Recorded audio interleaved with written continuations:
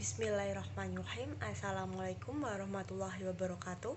Perkenalkan, nama saya Iza Anissa dari kelas KPIB 4 NIM 1940210054. Di sini saya akan menyampaikan tentang materi media audio pada mata kuliah Komunikasi Massa yang diampu oleh dosen Primi Rohimi, Esos MSI.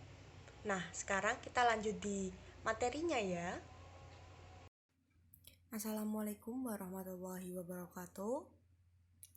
Di sini saya akan memaparkan tentang media audio pada mata kuliah Komunikasi Massa. Baiklah, media audio. Media audio adalah media dengar.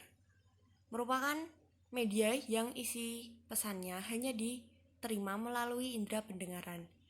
Dengan kata lain, media audio berkaitan dengan indera pendengaran.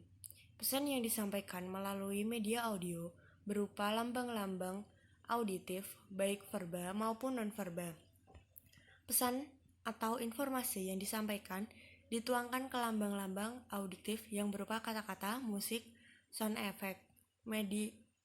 Media audio diartikan sebagai media yang mengandung pesan dalam bentuk auditif, hanya dapat didengar, yang dapat merangsang pikiran, perasaan, perhatian, dan kemauan anak untuk mempelajari isi tema.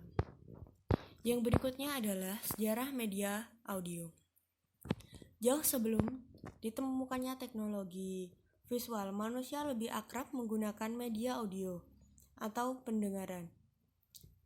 Sejarah media audio itu sendiri tidak bisa lepas dari perkembangan teknologi komunikasi suara yang digunakan manusia dari masa ke masa. Perkembangan media audio, jika dilihat dari sejarah komunikasi suara pada tahun 1844 oleh Morse mengirim berita dengan kawat dari Baltimore ke Washington, maka dikenallah teknologi yang dinamakan telegrafi. Dari temuan tersebut, Alexander Graham Bell kemudian berpikir bahwa tidak hanya bunyi saja yang dapat disalurkan melalui kawat, suara pun juga bisa. Pada tahun 1875, Alexander Graham Bell melakukan percakapan lewat telepon sebagai temuan baru di bidang komunikasi suara. Beberapa tahun kemudian, yaitu pada tahun 1895, ditemukan radio oleh Marconi. Temuan tersebut menjadi temuan yang paling akrab dan dikenal masyarakat. Sebelum ditemukan alat komunikasi lain, hampir informasi disampaikan generasi ke generasi melalui media audio. Banyak orang menghabiskan waktu untuk mendengarkan informasi melalui radio. Setelah ditemukan radio, kemudian mulai ditemukan alat perekam suara oleh Thomas Alva Edison, yaitu dikenal sebagai fonograf. Melalui alat fonograf ini, orang dapat melakukan perekaman suara dengan menggunakan piring hitam.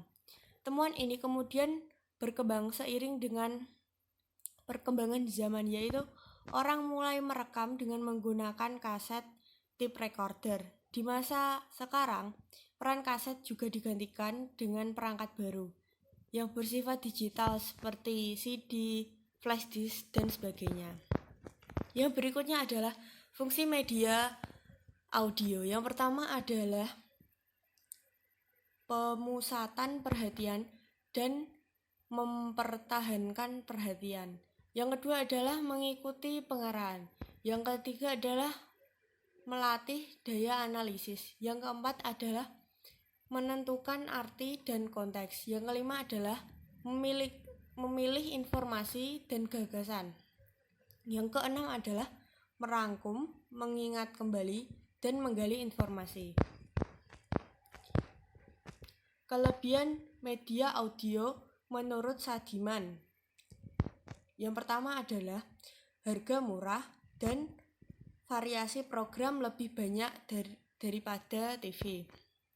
Yang berikutnya adalah dapat digunakan bersama-sama dengan alat perekam radio sehingga dapat diulang dan diputar kembali. 3. Sifatnya mudah dipindahkan.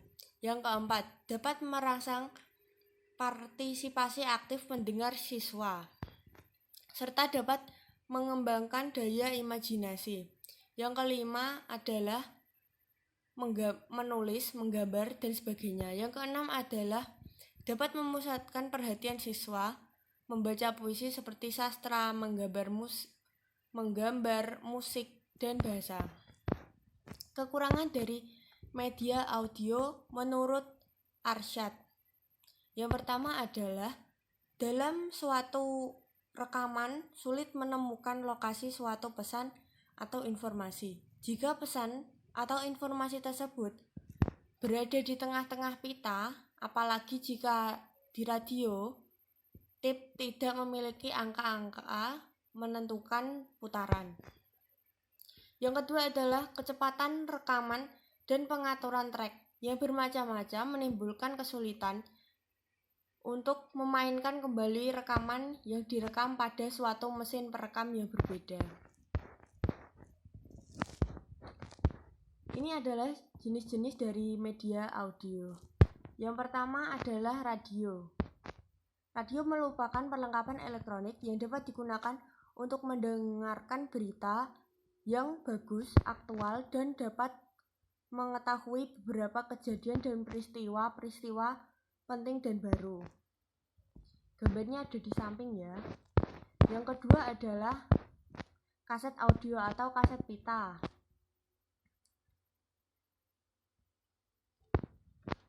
Audio kaset berupa pita yang dapat menghasilkan suara jika diputar dalam tape recorder.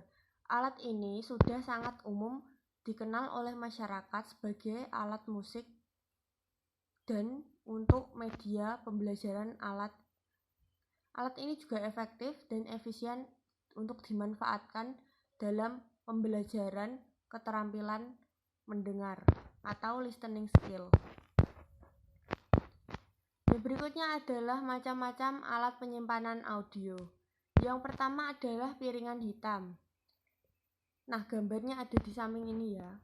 Nah, alat penyimpanan file audio dalam kurung modern yang pertama ditemukan adalah piring hitam. Ia memiliki pena, bergetar, dan fungsinya untuk menghasilkan bunyi dari sebuah disk. Yang berikutnya adalah kaset. Nah, ini kaset ini juga bisa digunakan untuk menyimpan file dan juga untuk memutar lagu-lagu ya.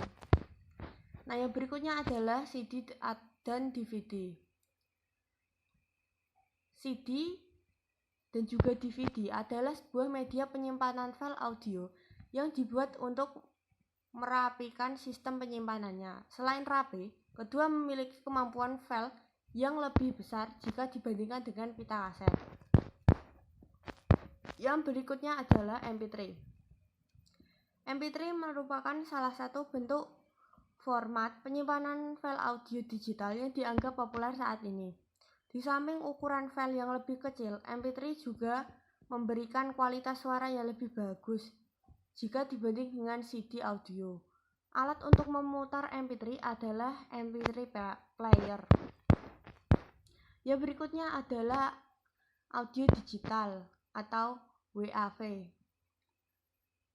WAV merupakan salah satu format penyimpanan file audio yang dirancang dan dikembangkan oleh Microsoft dan IBM. Perangkat ini diperlukan untuk memutar WAV, salah satunya adalah iPod. Yang berikutnya adalah iPod. iPod merupakan salah satu merek sebuah alat pemutar WAV yang dikeluarkan oleh Apple Computer.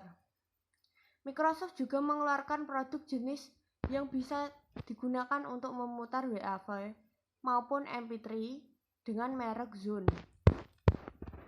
Nah, ini adalah sumbernya.